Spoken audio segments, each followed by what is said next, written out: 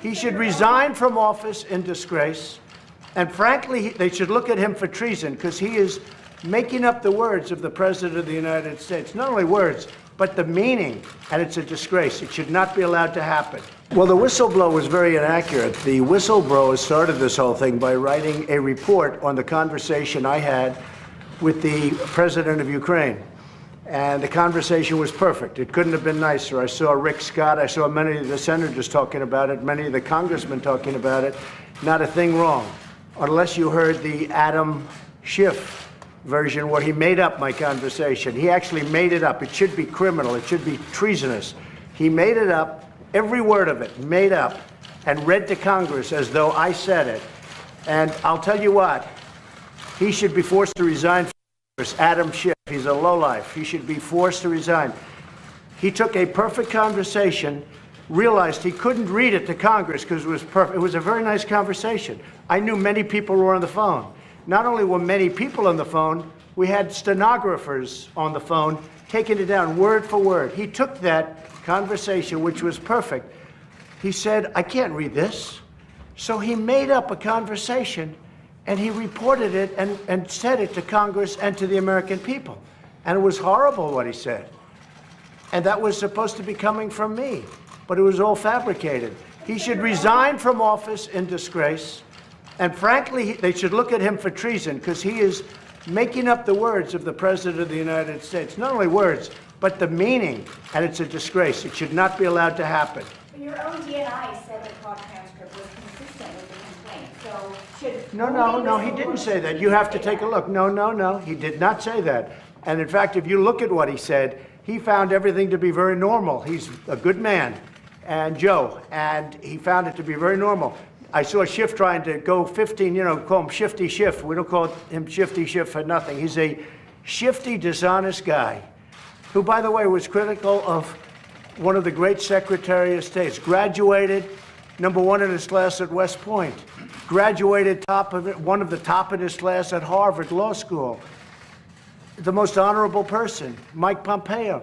And this guy was negative on Mike Pompeo. He can't, there's an expression, he couldn't carry his blank strap. I won't say it because they'll say it was so terrible to say. But that guy couldn't carry his blank strap. You understand that?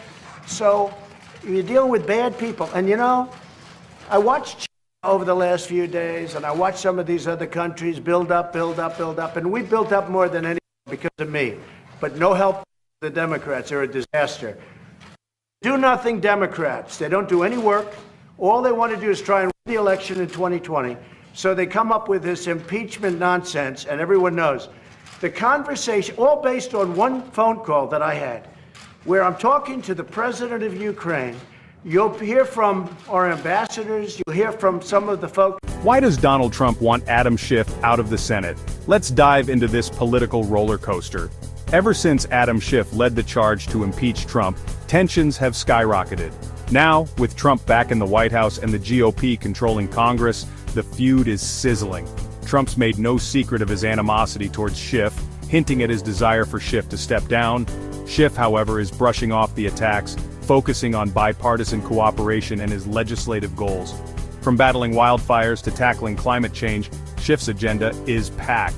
He even draws inspiration from the legendary Feinstein's bipartisan efforts. Despite the animosity, Schiff's willing to work with Trump and MAGA Republicans. But will Trump's vendetta and Schiff's resilience shape the political landscape? Stay tuned as this drama unfolds. That know all about the call, why the call was set up, and everything else. It's perfect. The call was perfect.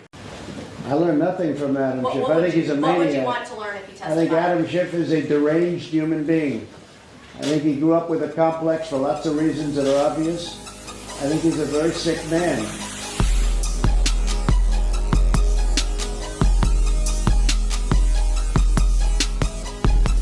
For the hearings, we don't get a lawyer. We don't get any witnesses.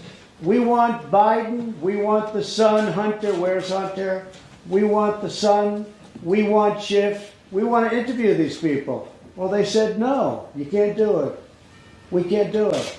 So when it's fair, and it will be fair in the Senate, I would love to have Mike Pompeo. I'd love to have Mick. I'd love to have Rick Perry, and many other people testify.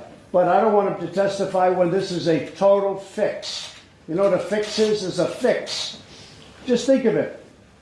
Tomorrow, I don't think anybody's going to watch. I'm not going to watch, but I'm going to be doing this. It's much more exciting. But you know what? Tomorrow, think of it.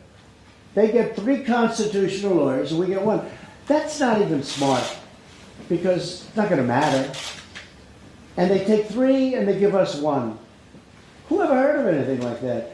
No, but I want them to testify, but I want them to testify in the Senate where they'll get a fair trial. What do we want to learn from Adam Schiff testimony? From which? From Adam Schiff. I learned nothing from Adam Schiff. I think he's a maniac. What would you want to learn if he testified? I think Adam Schiff is a deranged human being. I think he grew up with a complex for lots of reasons that are obvious. I think he's a very sick man, and he lies. Adam Schiff made up my conversation with the president of Ukraine. And one of the reasons people keep talking about it is that's what they saw. We have a perfectly beautiful 3 or 4 page transcription, and then in the other case, a 2-page transcription of the conversation. But a lot of people didn't read that. How many people called you? A friend of mine called up, a top person in New York called up, great friend of mine, very successful. Gee, I didn't like what was said. I said, oh, where did you see it? Did you read it? No, I didn't read it. I heard Adam Schiff give it. I said, well, that's not what was said. And I sent him a copy of what was said. He said, this is great. This isn't what he said. This guy is sick. He made up the conversation. He lied. If he didn't do that in the halls of Congress, he'd be thrown in a jail. But he did it in the halls of Congress, and he's given immunity. This is a sick person. He's a liar. And by the way, Nancy Pelosi knew he was lying, and she went on her show, Stephanopoulos, and she said he told the truth. So she was lying too. These people are deranged. In keeping with that tradition, today I will issue a pardon to a pair of very handsome birds, Butter and his alternate Bread. That's true. Look at you. Their names were chosen by the students of Harold's Christian Academy in North Carolina, great state. Bread and Butter were raised in Tar Heel State by farmer Wellie Jackson, who's here with us with his wife, Tara, and their lovely family. And I want to thank you very much. Great job. Great job. Thank you very much. Thankfully, Bread and Butter have been specially raised by the Jacksons to remain calm under any condition, which will be very important because they've already received subpoenas to appear in Adam Schiff's basement on Thursday. Hundreds of people have. It seems the Democrats are accusing me of being too soft on turkey. But Bread and Butter, I should note that unlike previous witnesses, you and I have actually met. It's very unusual. Very unusual. In any event, I expect this pardon will be a very popular one with the media.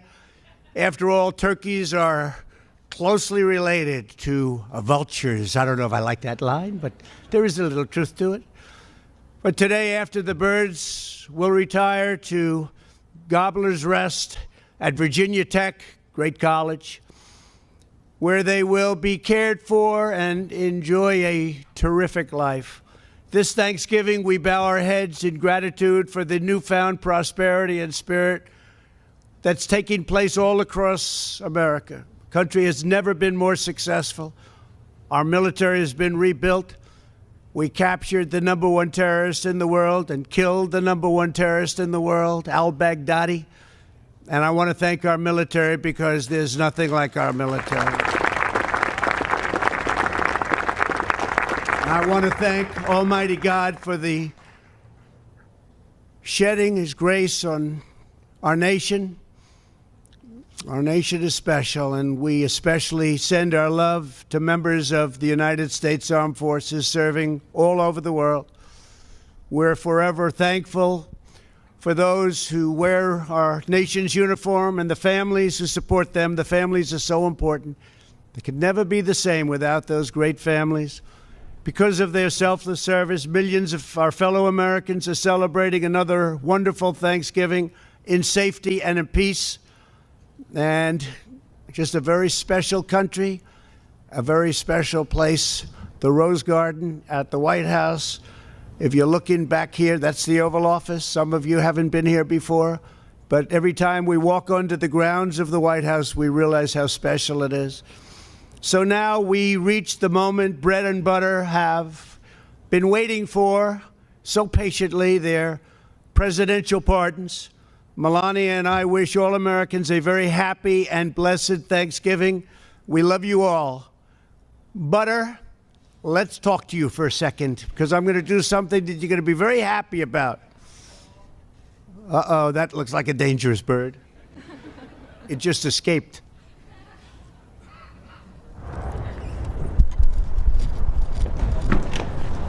Wow.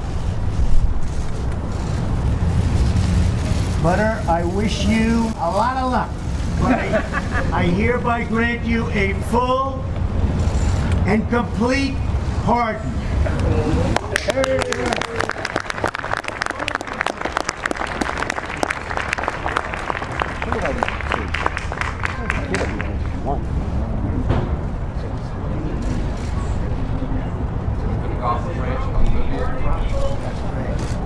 Thank you all very much. That was great.